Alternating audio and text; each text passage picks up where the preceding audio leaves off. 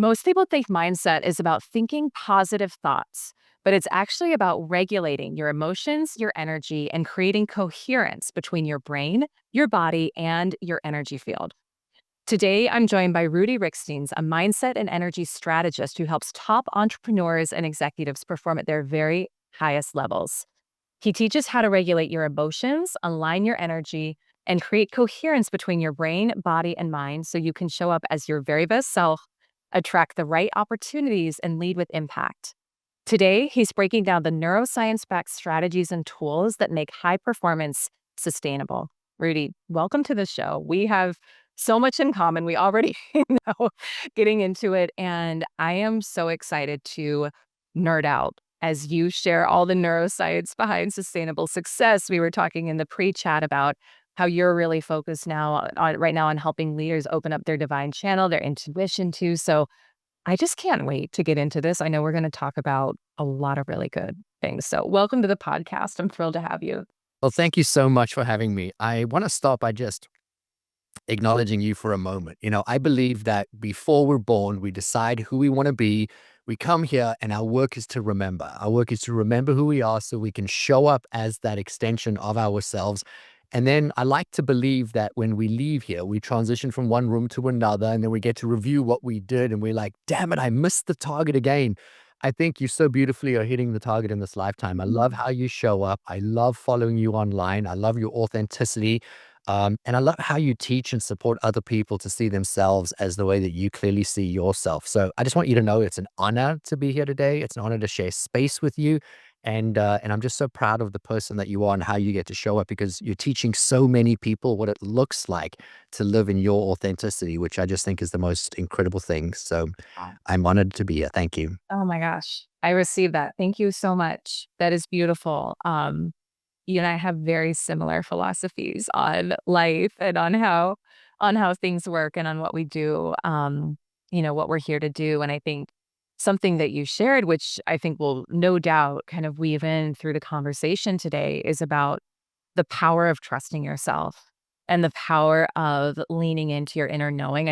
I love how you use the word remembering. That's been a word that's come up in a lot of conversations lately within my community, within circles. I don't know how much that's happening in your community or in your sphere, but I think we've all been saying it feels like a remembering lately. And there's been a lot of deja vu happening, even for people who wouldn't normally say they have deja vu. So this is totally off script, not something I was going to ask you, but I'm just curious. Do you feel that happening in your community, in your life, maybe in bigger ways than it was several years ago, where it's like a collective remembering of who we came here to be?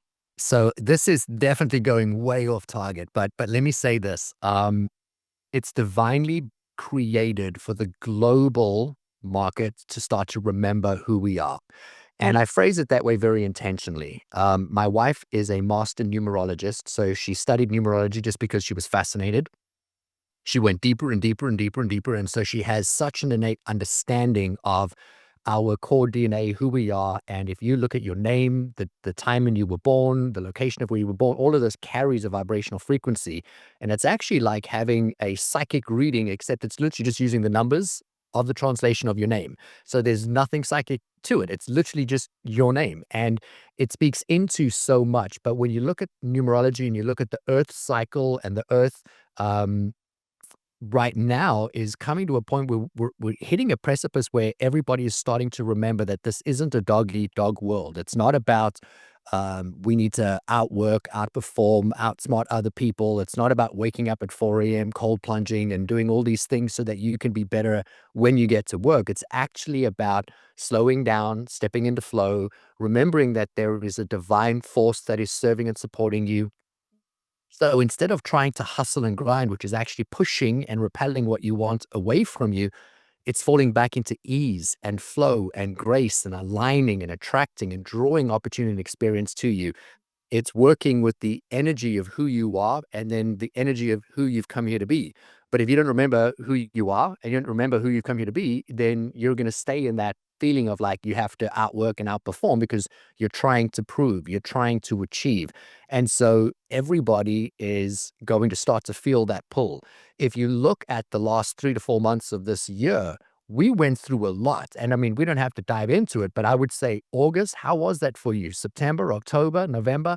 We had a lot of things that were challenging us, Mm. like in our beliefs, in our relationships. And these were areas to reflect back to us, like, who do we really want to be and how do we want to show up? And so, that's why I started by saying the work that you do is so incredible because you are dropping what I refer to as remembrance codes. You're teaching people how to be your authentic self. You're teaching them how to find spirituality and meaning in what they're doing, whereas most people are just there to make money and make a sale and move the target forward. And we will eventually all on our own time, and not everybody's ready. So we talk about this political divide that we have. Well, we also have a divide in our readiness to remember, our readiness for our awareness. And so more people will start to open up to who they are, connect to their intuition, which is why I'm creating this intuition program. But some people are not going to be ready and they're going to shut down and they don't want to hear words like remembrance because they're still stuck in the wake up and, outwork, outperform and drive the results that they want. But ultimately, there's two ways to live. And if you're feeling the pull to do more, you're feeling the pull to create with ease, you're feeling the pull to be your authentic self, to leave some circles, to find new ones, to deepen the ones that you have, then, well, that's all part of the remembrance process. My gosh. Wow.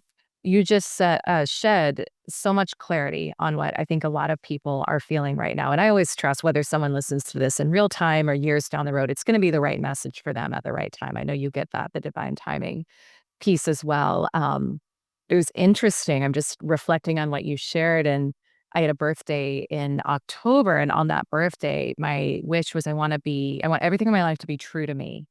And I've learned to be very mindful about the wishes you make on your birthday, Rudy. I don't know about I used to think they didn't carry a lot of weight.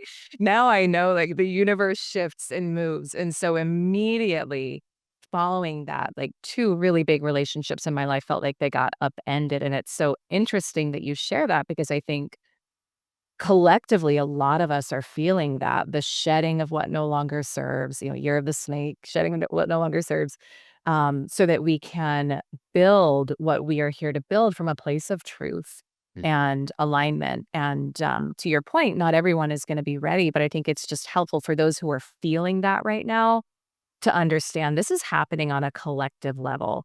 Um, it really is. And so again, none of this is what I was gonna ask you about, but I always trust that what is meant to come out will come out. I think where I would love to go from that is in your own personal journey. You talked about remembering who you are. And I think about in my own life when I hadn't had that experience yet, I was so much in the chase and the hustle, just like what you talked about, the very kind of masculine energy dynamics of pursuit, chase, hustle. It was money and sales and business were all about let me prove myself, let me be validated by being top of the leaderboard or making a certain amount of money.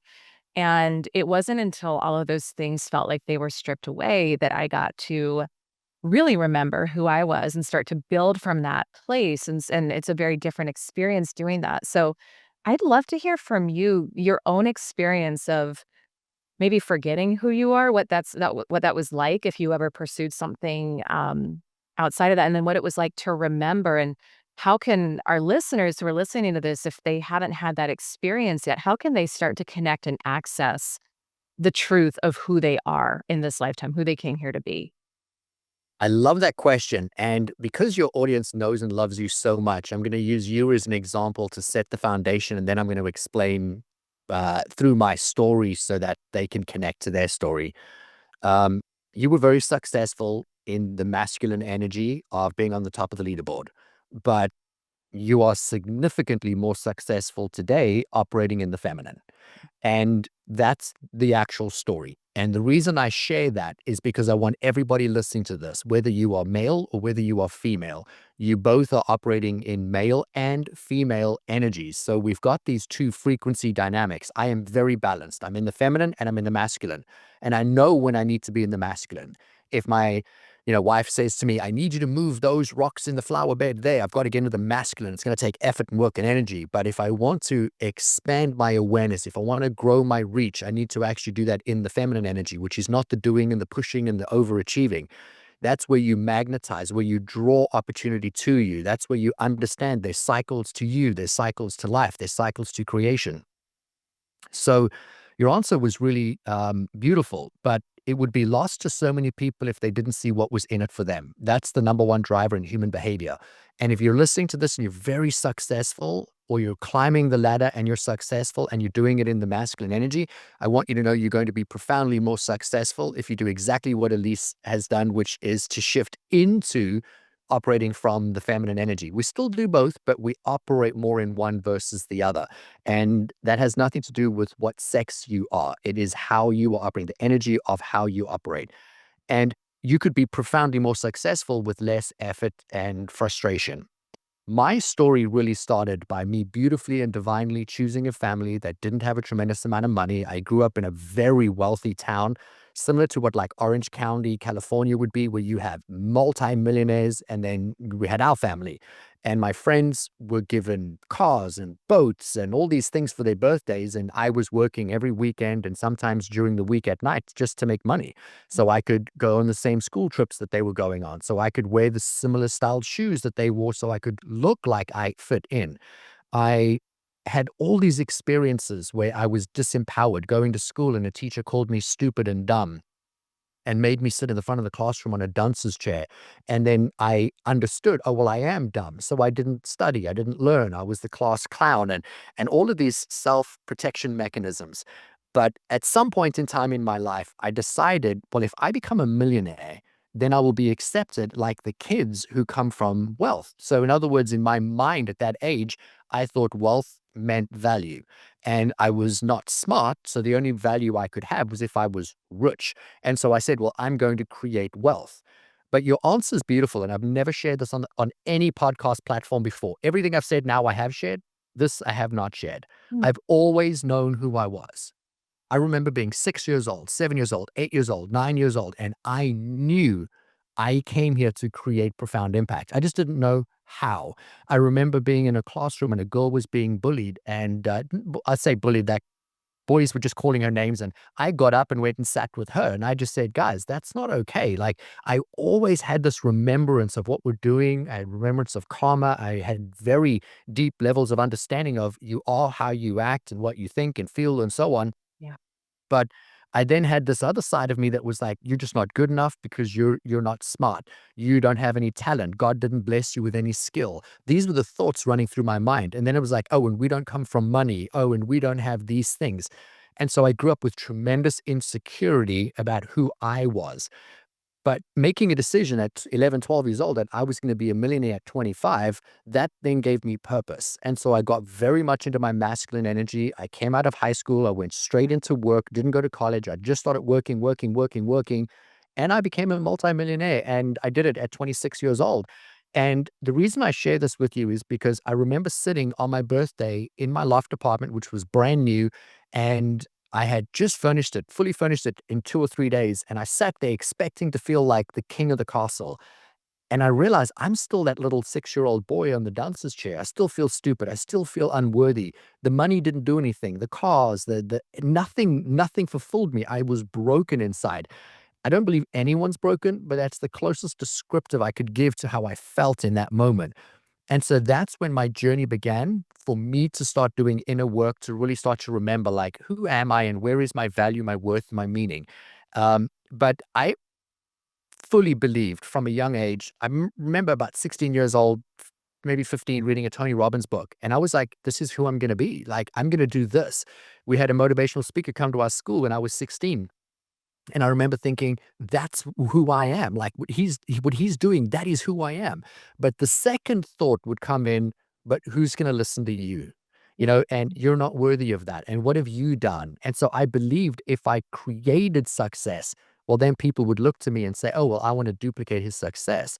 And where I really went on in my journey of, and we can call it self-discovery, was realizing that I always had value and worth and meaning from 6 years old, eight Mm. years old, 15, 16. I didn't need to become anything. I already am.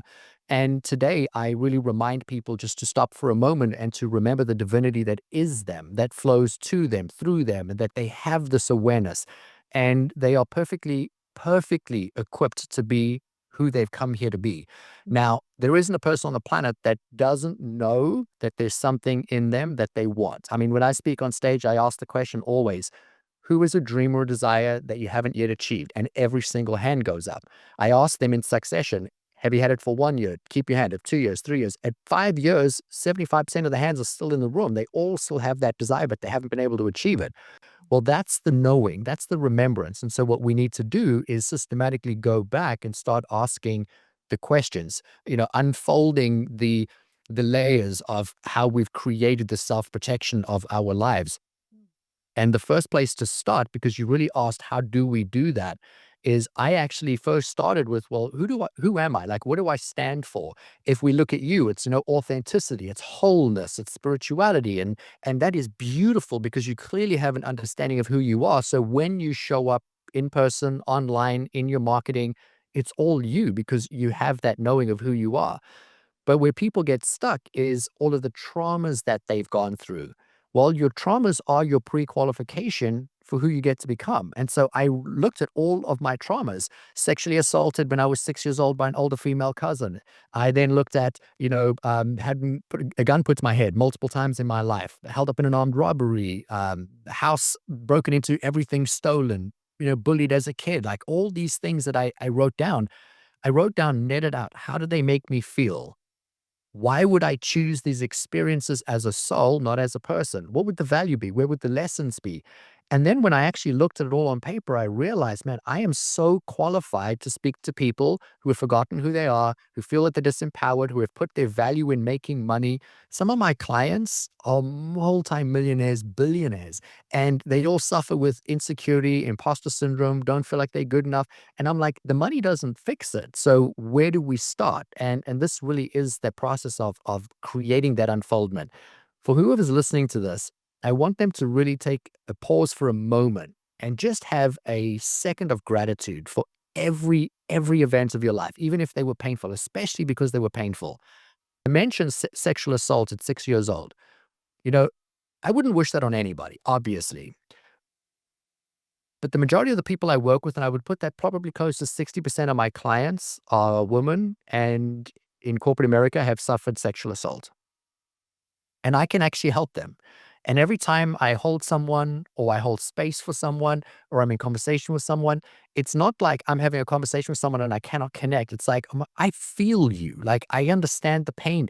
And so whenever that happens, I'm listening to somebody, but I'm silently saying thank you to God in that moment for the opportunity that I had, that I healed from, that I can support somebody else to lessen their time in the pain. And there's the beauty in the remembrance. It's like we choose these moments so we can come back and remember, so that when we do remember, we can lessen somebody else's time in the pain. Wow. Wow, wow, wow. You said so much there that I think is really, really poignant and important.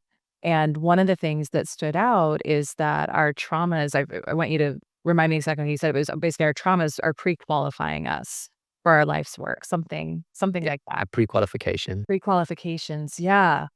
And for someone who is listening who maybe has been chasing, proving in that energy of, just achieve for the sake of achievement, there's often an unwillingness to look at what they're running from, and a lot of times if they'll take the time to sit and, and to actually examine those things, like you said, the traumas, what are the gifts? Why would I choose from a soul's perspective these things? I think they can help point us to where we're meant to go and what we're meant to do. I wanna ask you about, wholeness and about expansion. And this show and kind of my personal life journey experience, I love helping people quantum leap. I love helping people collapse space and time with their results. I feel you probably love the same as well. Um, and as I mentioned previously, there was a good part of my life where I was chasing results to try to fill a void. And when I kinda went through a dark night of the soul and was forced to face and look at all of the limiting beliefs, all of the fears, the anxieties, the traumas, all the things, and have a very spiritual awakening in that. I had an experience where for the first time, I felt whole again in a long time. And it was actually from that place of wholeness that I did quantum leap and turned my annual income into my monthly income when I'd been stuck for 10 years trying so hard to do that. And it was like in 6 weeks, it just came in. And it prompted something that we call in the community selling from wholeness. it's a very different experience, I think, to sell and run our businesses or goal set from a place of wholeness. I think sometimes people think, and I'd love your perspective on this, well, if I'm coming to wholeness, then I'm not gonna wanna keep expanding, I'm not gonna wanna keep growing, and I don't think that's the case. I feel we always want to expand and grow, it's just a different energy when we're coming from wholeness. So, I'd love your take on that, and then I'd love if you wanna share any of, I know that you have a neuroscience-based approach to expansion, anything that you wanna share for the community who does want to grow and ascend and make more money and grow their businesses, but doing it from that place of wholeness, not seeking or chasing to try to fill a void. I love to use things that people say to reinforce what we're going to be talking about. So I'm going to go back for a second. You had shared that on your birthday that you made a declarative statement, right? And in making that declarative statement of wanting to only be in your truth and experience your truth, you had two relationships, although painful, had to create some space or some separation from you because they were no longer in congruence with the version of who you are or who you're now moving to become, right? You've leveled up your standard. Your standard changes, then your environment has to update. So I want to explain that in, let me do this way. I want to explain this in a simplistic format that's going to serve the audience to understand. The moment you make a declarative statement, the universe has to bend a knee every single time. We wake up and we say, I'm sick, I'm tired, I'm frustrated, I'm irritated, and the universe bends a knee because you're not ready to learn that you are whole, healed, and capable of creating realities. And when you're ready, the universe bends a knee. And so I want to explain this in the form of neuroscience, but in the most simplistic form that I possibly can. You are many layers of who you are. You speak into wholeness. I'm going to use the same idea, but I'm going to use the word alignment. And I'm going to use alignment because alignment brings us into our wholeness. It's the same thing, but looking at it from a different side. We have multiple bodies. I'm going to focus only on three, but we have multiple bodies. If we actually start to look at, the human life experience going into the science, first, I want to touch on the mental body. So we have all of our thoughts. We think anywhere up to 70,000 thoughts a day. Every single thought fires an electric impulse in the brain. That is then turned into a chemical. The chemical is the interpretation of the initial thought, tells the body how to react and respond to what the brain intellectually understood. We have a thought. Thought is then fired into the body. So that's your second body. You have your mental body is the first, where all your thoughts are. That is not attached to the physical body. It is the awareness to the firing of the thoughts. Then you have the thought updates the body. The body is what we touch, see, feel. It's who we identify as, except we're not the body.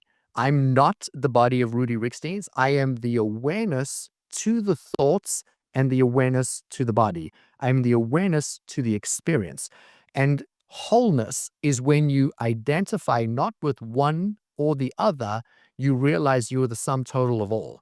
So you are the awareness of the mind and the body, the environment, and what you're doing, but you're not any one of them. You're connected to all of it. When you talk about walking into a room and selling as your authentic self, not to take advantage of somebody, and we describe that as walking in to serve and to be served, and there's an equal exchange, that's actually connecting to the divinity, the tapestry of everything. We need to really understand that every time we have a thought and that thought updates the body, it's literally creating the next level of our evolution. Everything in the known universe is in a constant state of expansion. Everything. Right now, galaxies, stars are being born, created. It's always growing. If we, in theory, took $1,000 and we put it on a table and we didn't think about it, we didn't touch it, we didn't do anything, it would actually grow based on the laws of the universe. It has to expand. But it doesn't expand because we meddle. We meddle because we say, well, money won't grow on account. It has to be in a savings account. And we create the limitations and restrictions on that. But if we release the attachment to something, the natural order is to grow and expand in health, in abundance, in love, in joy, in fulfillment, in freedom. But the problem comes in that we've had all these life experiences that tell us we're not good enough, we're not worthy, and this is how the world in actuality works. And those are all the illusions that take us away from that feeling of wholeness.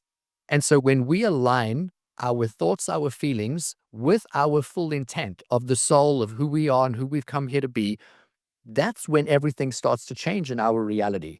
And so I liken it to this. You think a thought, you're placing a stake in the sand like they did by putting a flag in the moon that says, this is who I am and this is who I'm going to be. And then you have another thought and you put another flag in and another stake that says, this is who I'm going to be.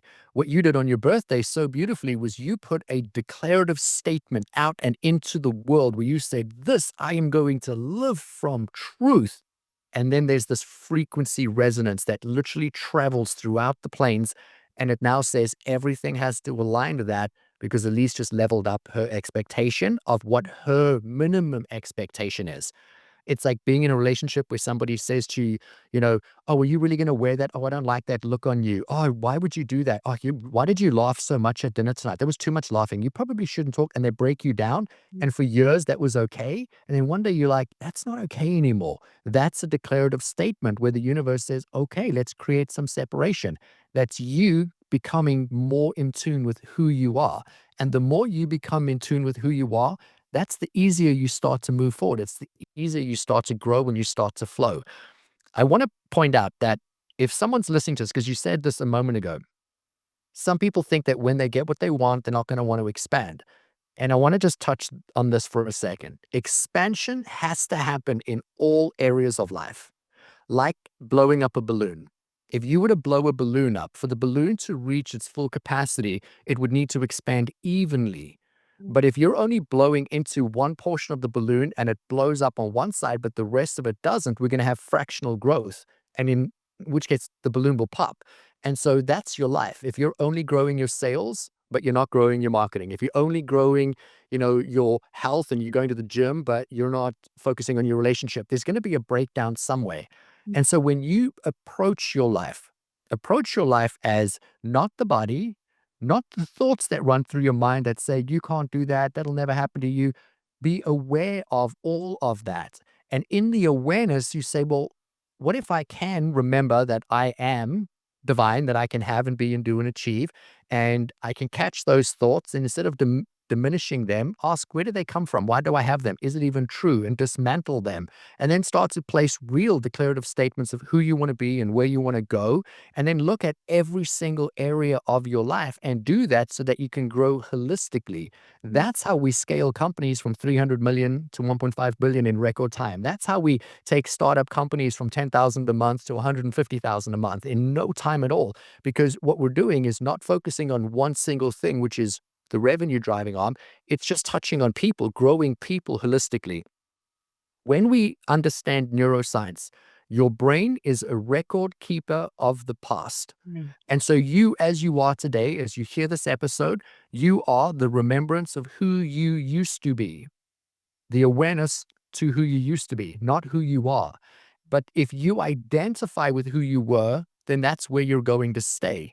But if you wake up and in the first 20 minutes of the day, you connect to your mind, you change and alter your emotional state, you tap into the feeling of what it will feel like for you to be living your highest and your greatest potential, you living in truth, you living in abundance, you living in flow, then you're going to chemically alter with the mind using those three bodies, the awareness, the thoughts, and the body, the physical body, and you're going to literally alter them. Every cell will react and respond to that.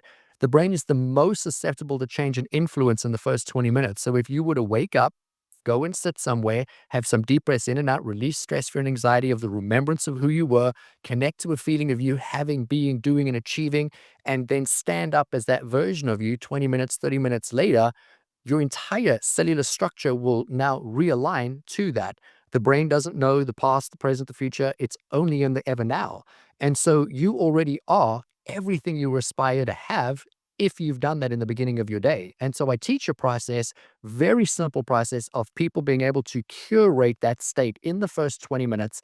And then the world, literally, universe, is going to bend its knee all day, every single day. And when you realize the divinity and the power that is you, and you bring that into your company and you teach this to your sales teams, and you start to realize that when you show up as a whole, holistic, beautiful, aligned, that all thoughts, body, and action align for the end result of who you aspire to be, that's where life becomes beautiful. And we're all supposed to remember that.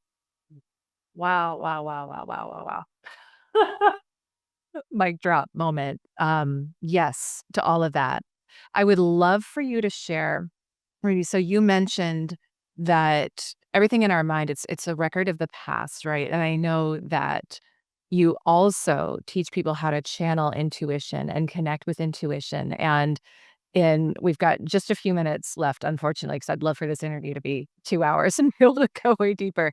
But I would love for you to share for anyone who's listening who is riveted right now, who's saying, I want to learn how to access that higher level of consciousness. I'm ready to remember who I am. I'm ready to return to wholeness. And I'm ready to learn how to be guided by my intuitive knowing versus just the old limiting beliefs and thought patterns of the past.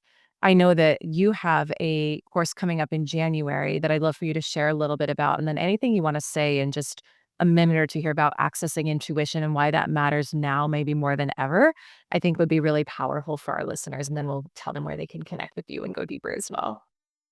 Well, thank you so much for the question. I want to remind people that you are a soul first and foremost. You are not the limitation of the human experience. And when you come to earth into this body, regardless of your beliefs, a sliver of you comes into the awareness of who you are. But if you were to take a triangle and turn it upside down, the sliver of the awareness of the human experience is at the very bottom.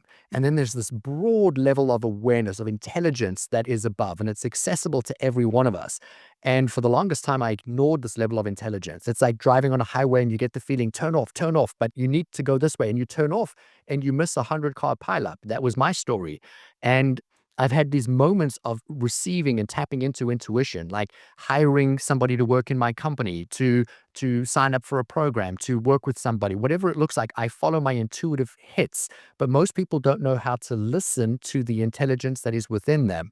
And so I'm creating truly just a month-long program that's going to walk people through how to actually remember who they are, how to connect to their inner guidance, and then to only make decisions from that vantage point. I will tell you that if you were to learn to listen to the voice of you, to your soul, to the awareness and the intelligence of everything that knows of who you are and who you've come here to be, you're never going to make a wrong decision because you'll be trusting yourself. And that's what we all want. We all want to know that when we make a decision, we're making the right decision. And I think it's one of the greatest gifts that we can give ourselves is to live a life with ease because we avoid the trappings because we're making the right decisions connected to who we are. Yeah. Yes. Beautiful, beautiful, beautiful. And I think truly more important than ever now for people to know how to do and to create a life that, like you said, at the end of our life, we'll look back and say, I did it. I went for it full throttle and I remembered who I was. So beautiful. How can people learn more about the course, the program, your work? I'd love for you to share a little bit more about how people can connect with you before we wrap. I would just say if they want to go to my website, which is rudirikstins.com, happily share it in the show notes with you because I've got one of those last names that are painful to spell, but it is RudiRiekstins, rudirikstins.com, where you can find me on any social using the same handle. Amazing. Well, I feel like I just, I don't know, took a sound bath or had a clearing or a cleanse. Like it just feels good. The energy here is so good. And I so appreciate what you shared. I think everyone listening, myself included, is feeling very opened up to the truth of who we are, remembering the power and flow that's available at all times to us when we access that, and really excited to expand from that place. So, thank you so much for coming on, for sharing your wisdom, your story, your brilliance, your guidance. We will link everything in the show notes. And I want to really encourage everyone listening to go check out Rudy's work, get connected with the January course if you're listening in real time. Follow him, follow his podcast, and you are a bright light in the world, my friend. So, thank you so much for this. And to you, my listener, thank you as always for being a listener to the podcast. I want to remind you as we close to trust yourself on your path to success. Remember that your desires are green lights leading you and everyone around you to a brighter future. I'll see you on the next episode.